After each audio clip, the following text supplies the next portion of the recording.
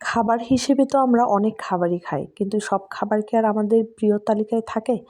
সব খাবার আমাদের ফেভারিট খাবারের তালিকায় থাকে না। তো হ্যালো এভরিওয়ান, নমস্কার সবাইকে, আসসালামু আলাইকুম।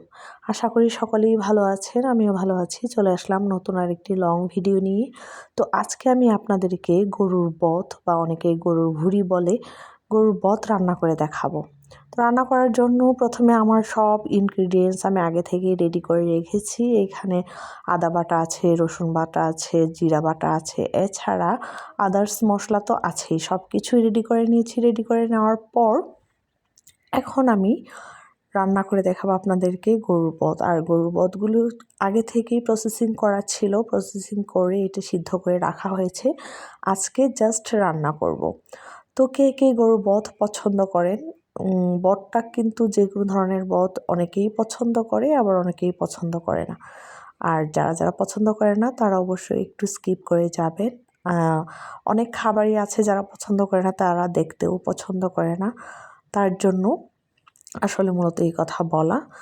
তো গরুর বথ রান্না করব, যারা পছন্দ করেন তারা অবশ্যই ফুল ভিডিওটি দেখবেন।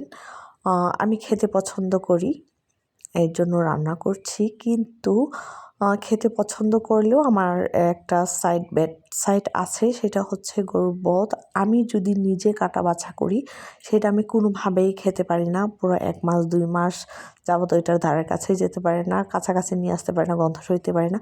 কিন্তু অন্য কেউ যদি প্রসেসিং করে রেডি করে দেয় বা রেডি করা থাকে আগে থেকে, সেটা রান্না করে খেতে পারি, সমস্যা হয় না।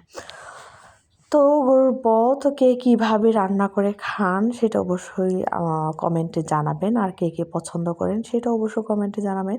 এই যে প্রসেসিং করে রাখা গরুর বথটাকে আগে আমি মশলাগুলোকে সুন্দর করে কষিয়ে নিয়েছি। এইটাতে আজকে একটু ঝাল ঝাল করে রান্না করব, যার কারণে মরিচের গুঁড়ো একটু করে বেশি করে দেওয়া হয়েছে। আর এটাকে একদম কষা কষা করে রান্না করব। তো অনেকেই আছে যে রান্না করতে পারে না, সেই আপুরা অবশ্যই আজকের এই ভিডিওটি দেখবেন। আর আমার রান্না যদি অবশ্যই পছন্দ হয় তাহলে কমেন্ট করে জানাবেন। আর যদি আমার আজকের রান্নায় যদি কোনো ভুল ত্রুটি থাকে, অনেক আপুরাই আছে অনেক সুন্দর করে রান্না করতে পারে, তারাও অবশ্যই কমেন্ট করে জানাবেন বা আমাকে উপদেশ দিয়ে যাবেন। আর কি দিলে তরকারিটা আরও বেশি সুন্দর হতো বা আরও কিভাবে এটা রান্না করা যায় সেটা অবশ্যই জানাবেন। তো সব সময় আপনাদের জন্য লং ভিডিও দিতে পারি না, অনেকেই আমার ভিডিওর অপেক্ষায় থাকেন বা ভিডিও দেখে ভালো লাগে অনেকের কাছেই। যাদের কাছে ভিডিও দেখে ভালো লাগে তারা সবসময় এভাবে আমার পাশে থাকবেন।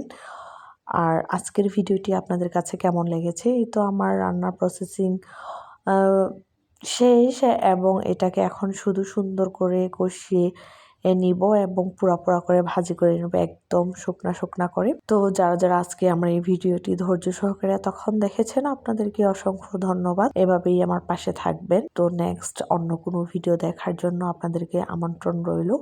অন্য কোনো ভিডিওতে অবশ্যই আপনারা আসবেন এবং দেখবেন। আমার পেজে আরও আদার্স ভিডিও আছে, ওইগুলিও আপনারা দেখে আসতে পারেন। আর যারা আজকে প্রথম নতুন আমার ভিডিওটি দেখছেন, আপনাদেরকে আমার পেজে ওয়েলকাম। তো আজকে এই পর্যন্ত, টাটা, বাই বাই।